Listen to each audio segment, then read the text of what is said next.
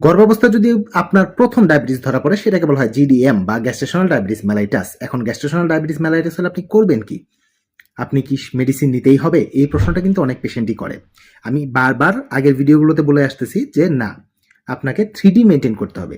3Dর মধ্যে D number 1 হচ্ছে diet, D number 2 হচ্ছে ডিসিপ্লিন, ডি নাম্বার 3 হচ্ছে ড্রাগস।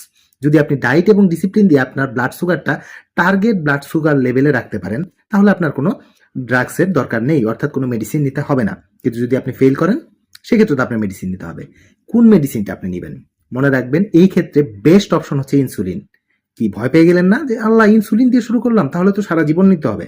বিষয়টা তা না। আগে একটু বোঝেন যে এখানে প্যাথোলজিটা কি। 12 সপ্তাহের মাথায় গর্ভাবস্থায় যখন 12 সপ্তাহ থাকে তখন প্লাসেন্টা তৈরি হয়। এই প্লাসেন্টা কিছু হরমোন রিলিজ করে।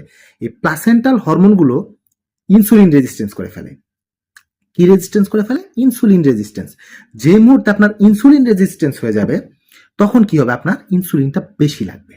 এখন প্যানক্রিয়াস যদি বেশি ইনসুলিনটা তৈরি করে দিতে পারে তাহলে সমস্যা নেই, কিন্তু প্যানক্রিয়াস অনেক সময় সেটা পারে না। তখন বাইরের থেকে ইনসুলিন দেওয়াটা হচ্ছে বেস্ট অপশন।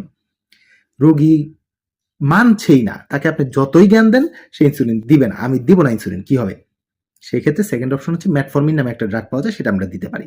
তবে আমরা চেষ্টা করবো রোগীকে বারবার বোঝানো, বাবা আপনার এই সময় যদি কন্ট্রোল না হয় আপনি ইনসুলিন দিয়েই কন্ট্রোল করেন। আশা রাখি সবাই বুঝতে পেরেছেন। এরকম আরো তথ্যের জন্য আমার অবশ্যই ইউটিউব চ্যানেলটি সাবস্ক্রাইব করে রাখবেন এবং আমার ফেসবুক পেজটি ফলো দিয়ে রাখবেন। ধন্যবাদ সবাইকে।